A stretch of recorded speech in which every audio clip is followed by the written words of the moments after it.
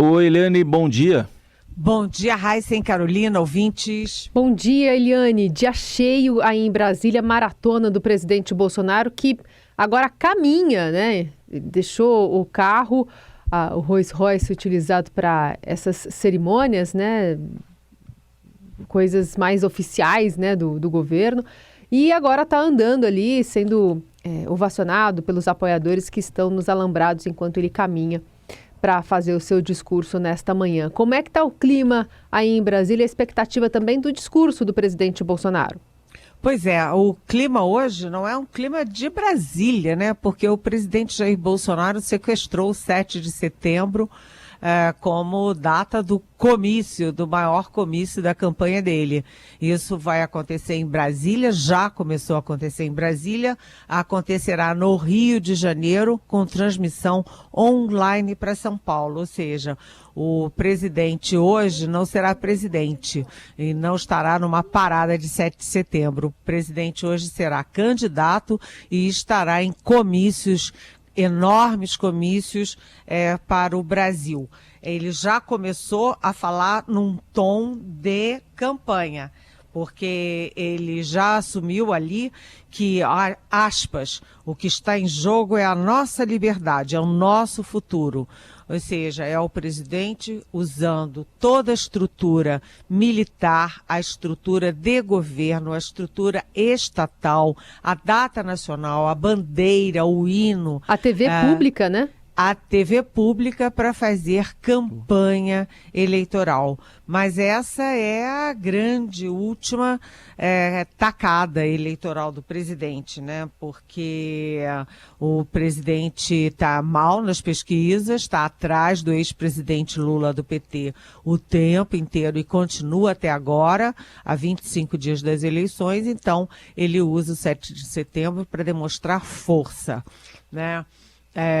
O presidente daqui de Brasília, né, onde desde ontem, aqui na minha casa, eu ouvia o tempo inteiro, inclusive na hora que eu estava conversando com vocês, os aviões, helicópteros cruzando os ares de Brasília, fazendo grandes evoluções pela capital da República. No Rio de Janeiro também ontem já teve ali treinamento de paraquedistas, aliás, foi um vexame, porque 3 paraquedistas perderam o prumo, né? Um caiu na árvore desajeitadamente, óbvio, o outro caiu no meio da rua, atrapalhou o trânsito todo, o outro caiu no meio do bairro de Copacabana, aí eu ainda brinquei. Agora só falta botar aqueles tanques fumacentos e fedorentos que deram vexame na esplanada dos ministérios, mas o fato é que hoje o presidente está dando uma demonstração de força com muita gente na rua para tirar fotos com muita gente e jogar na propaganda eleitoral e se contrapor às pesquisas, né? O Palácio do Planalto, como por exemplo o ministro Ciro Nogueira da Casa Civil e os aliados do presidente já puseram lá, olha, o povo vota em quem está na frente, o povo vota em quem vai ganhar. Então, o Bolsonaro hoje quer criar imagens e a impressão de que ele vai ganhar. Bom, estamos acompanhando então, ele se dirigindo ali a um palanque, daqui a pouco deve começar a discursar. A gente, assim que for possível, vamos colocar um trechinho aqui. Mas que dá para você falar também, enquanto isso, Eliane, teve uma confusão entre o presidente e o governador Ibanez Rocha, aí do Distrito Federal. Um caminhão de confusão, Eliane? Um caminhão de confusão, bem dito, Heisen, porque tinha um acordo entre o governo do Distrito Federal e, inclusive, o Supremo Tribunal Federal de que os caminhões, os apoiadores não iriam entrar na esplanada dos ministérios de véspera, porque pela esplanada dos ministérios eles chegam à Praça dos Três Poderes, ou seja, onde fica o Palácio do Planalto, a Câmara e o Senado e o prédio do Supremo Tribunal Federal. Então, para evitar algum tipo de atentado, algum tipo de ataque, né, o combinado era esse, que os caminhões e os apoiadores não iriam de véspera. e o governador Ibanez Rocha, que é do MDB e aliado do Bolsonaro, cumpriu o acordo e impediu a entrada. E aí o Bolsonaro mandou liberar. E o Ibanez Rocha mandou suspender de novo. E aí o Exército entrou na parada, aliás, não apenas na parada militar, mas nesta parada entre governador e presidente, para liberar os caminhões. Lembrando que há muita tensão, o prédio do Supremo está com uma proteção super rigorosa, num raio enorme de proteção em torno dele, né? E os caminhões acabaram entrando, os apoiadores, e a madrugada foi de churrasco, de gritos de mito, muitos fogos de artifício aqui em Brasília, e um clima de festa, mas a tensão é grande, medo de confusão, tanto que o colunista Lauro Jardim ontem deu que a primeira-dama Michele Bolsonaro não irá ao Rio de Janeiro porque o Bolsonaro teme confusão. Então, além da festa, além do cunho eleitoral, também temos esse temor de confusão e confronto. Aliás, o ex-presidente Lula não tem nenhum ato de campanha ou ato público na agenda, mas ele tuitou que está na hora de o Brasil reconquistar sua bandeira, sua soberania e sua democracia. Agora a Eliane Cantanhede segue conosco, mas para ouvir também a repórter Júlia Afonso, que está lá na esplanada dos ministérios acompanhando o desfile. Tudo bem, Júlia? Mais uma vez, bom dia. Bom dia, Carol.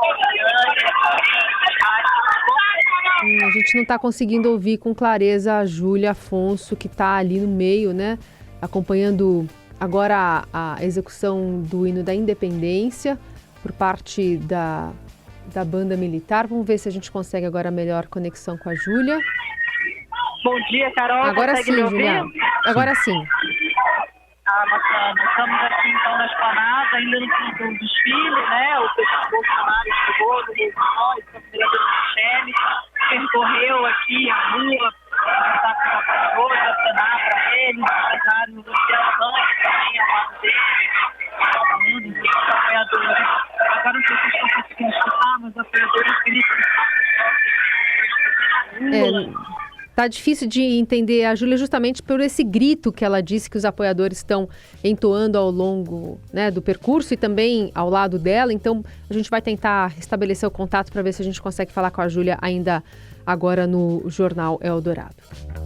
Bom, continuamos acompanhando. Daqui a pouco, havendo o pronunciamento do presidente, a gente traz um trecho aqui para você. Mas temos outros assuntos também. Duas pesquisas, Eliane, o IPEC e Genial Quest, que trouxeram alguns dados divergentes, mas com o ex-presidente Lula ainda com conforto à frente. Estamos a 25 dias da eleição. Eliane. Exatamente, né? Pelo IPEC, o ex-presidente Lula tem 44% e o presidente Jair Bolsonaro 31%. Portanto, uma diferença de 13 pontos, enquanto o Ciro Gomes tem 8% e a Simone Tebet 4%. Já na Genial Quest, que foi divulgada mais hoje de manhã, o Lula tem 44% e o Bolsonaro 34%, com uma diferença de 10 pontos. De qualquer jeito, seja 13 de diferença ou 10, é uma diferença confortável, porque o tempo está correndo e o presidente Bolsonaro tem pouco arsenal para enfrentar essa diferença, né? É por isso que ele está usando o 7 de setembro como última cartada. Agora,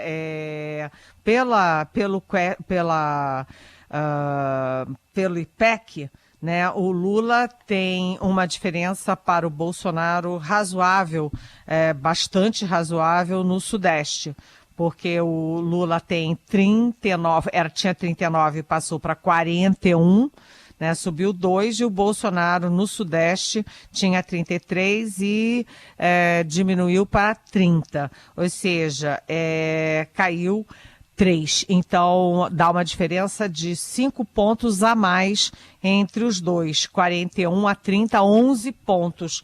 Mas isso é muito diferente do que diz a Genial Quest, porque a Genial Quest dá ao Bolsonaro em empate técnico com o ex-presidente Lula, mas numericamente à frente.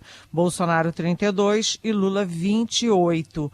Portanto, há uma diferença entre IPEC e Genial Quest no Sudeste, que tem 43% do eleitorado nacional, portanto, faz toda a diferença. Pelo IPEC, em Minas Gerais, Lula tem 46 a 30 contra 30 de Bolsonaro, com uma diferença de 16 pontos. Em São Paulo, Lula tem 44 a 28 de Bolsonaro, com uma diferença para o Lula de 16 pontos. Já no Rio de Janeiro, não.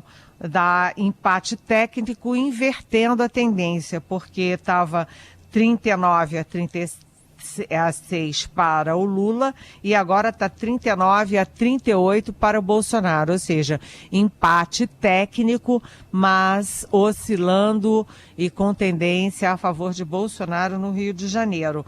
No Nordeste, que tem 27% do eleitorado, Lula ganha com bastante folga, de mais de 60% a 20 e pouquinhos por cento. Ou seja, a eleição hoje está sendo muito jogada, a bola está no Sudeste, mas com diferença nas pesquisas. Além de ter diferença entre o IPEC e a Genial Quest, tem também a do Datafolha, sendo que a Genial Quest está mais próxima do Datafolha, com uma melhora do Bolsonaro em São Paulo, por exemplo, do que a do IPEC, que dá uma vantagem de 16 pontos para o Lula no Sudeste. Então, as pesquisas estão um pouco ali batendo cabeça. Bom, Eliane, e em relação a pesquisas, esse salto aí de Cláudio Castro, né, pelo IPEC, 11 pontos, está mostrando o crescimento não só dele, mas dos candidatos principais também em São Paulo, candidatos que apoiam, né, o governo Bolsonaro.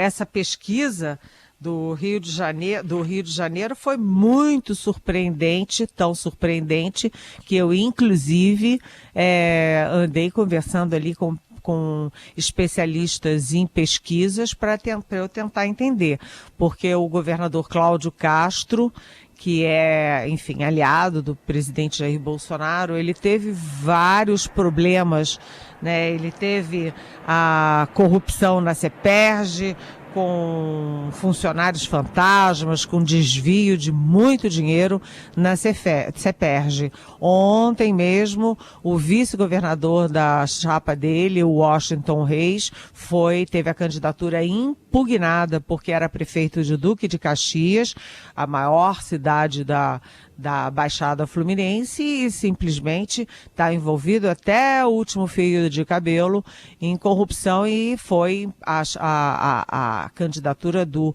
vice do Cláudio Castro foi impugnada. Mas o Cláudio Castro, pelo IPEC, pulou de 26% para 37%, 11 pontos em uma semana. Foi assim, meio impressionante. As minhas fontes de pesquisa dizem que isso pode se dever a 2 fatores. Objetivamente, a propaganda eleitoral.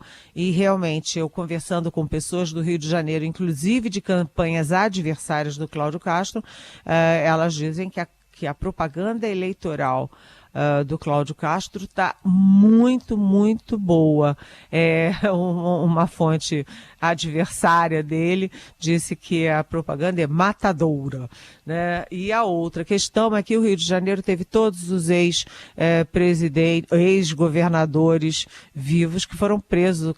O Sérgio Cabral, inclusive, continua preso, né? O Garotinho, todos eles, um por um, Então, o Rio não está mais votando de acordo com princípios. E quando você não está votando em princípios, em perspectiva de melhora de vida, etc., o voto depende muito da máquina. Então, o governador que tem a máquina, os recursos, a caneta, os cargos, e tem 1.570 candidatos aliados distribuindo santinho e fazendo campanha, ele está levando vantagem. Agora, em São Paulo, foi interessante porque todos os candidatos principais cresceram 4 pontos. O Fernando Haddad continua tranquilamente na frente, o candidato do PT, mas Tarcísio Gomes de Freitas, o candidato do presidente Bolsonaro, está crescendo, né? E o governador Rodrigo Garcia, do PSDB, também está crescendo. Então, é aquela história, né? O Fernando Haddad está na frente, mas praticamente sem chances de vitória no primeiro turno, e o segundo turno, o segundo lugar, apesar de apontar para o Tarcísio Gomes de Freitas de forma confortável, a gente ainda não pode descartar o Rodrigo Garcia, que tem a máquina e que tem força no interior. Já em Minas, a decisão vai se decidindo em primeiro turno a favor do governador Romeu Zema, apesar de um crescimento também significativo de 6 pontos do ex-prefeito da capital, Alexandre Calil, do PSD. Calil cresceu 6 pontos, mas a distância dianteira do Zema é muito forte e é praticamente impossível que o Calil consiga reverter isso em 25 dias. Muito bem, a gente vai seguir acompanhando toda essa movimentação de Brasília, de onde fala a Eliane Cantanhede, que também vai estar amanhã aqui para falar sobre o saldo, né, dessas movimentações, e uma programação especial também da Rádio Dourado nesse sentido, nesse 7 de setembro. Eliane, bom trabalho para você aí. Obrigada. E vocês podem me chamar a qualquer momento, porque eu estarei a postos acompanhando toda a movimentação do 7 de setembro, a movimentação eleitoral e inclusive as reações dos candidatos.